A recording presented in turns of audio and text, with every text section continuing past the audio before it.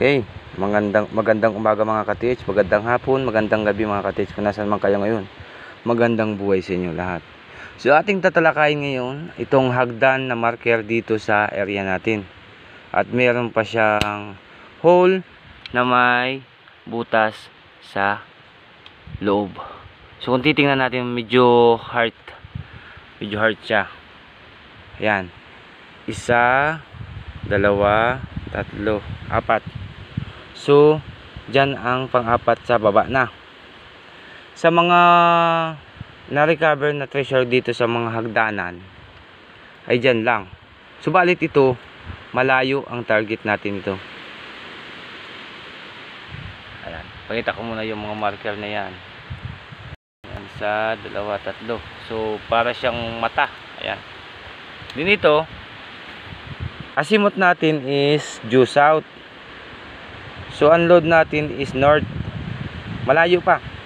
So puntahan natin pagkatapos nating ipakita itong video na ito, hagdanan. So pupunta tayo ngayon ng norte. So harap na tayo ngayon sa norte. Asimot natin norte, back asimot natin is south. So lakad tayo doon pababa. Dahil ang terrain natin dito is pababa. At ito din, yung bato na katabi, may hagdanan din yan. At naging pointer na din. At may isa pang dot sa gilid. So pointer na din yung tulis niya. So punta natin sa baba. At doon natin makikita ang spot. Sa baba nito is lumang daanan ng hapon. Ayan. So punta tayo ng south. Estimate natin 10, 20, 30, 50 feet. 50 feet ang target. Estimated lang natin yun .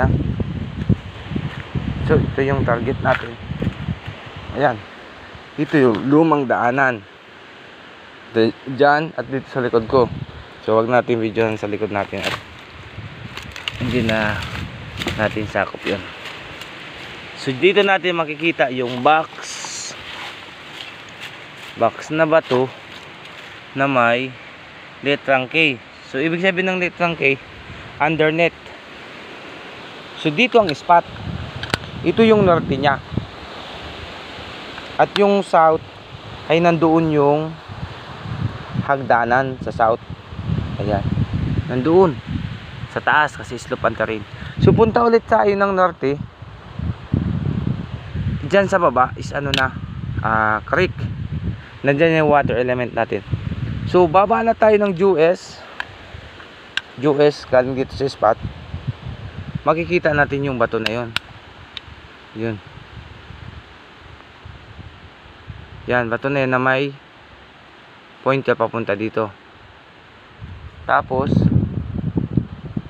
may lock tayo dito sa 225. May bato din dyan. At makikita natin yung mother code natin na puno ng baliti. So dito na tayo magkumpas papunta sa mother code kung anong degrees na ito. Wow, 120 degrees. Small deposit. Napakaswerte nito. Ito ay mababaw dahil nasa 120 degrees ito. Yan yung spot natin. At meron ditong indication din ng box. Yan, box na din yan na may letrang K. Then ito, box din. Yan. May butas, then may butas. Ayan. Papunta dyan. Yan. Galing dito is 9, 3, 6, 9 feet. Punta dyan sa spot. So lumang daanan ito.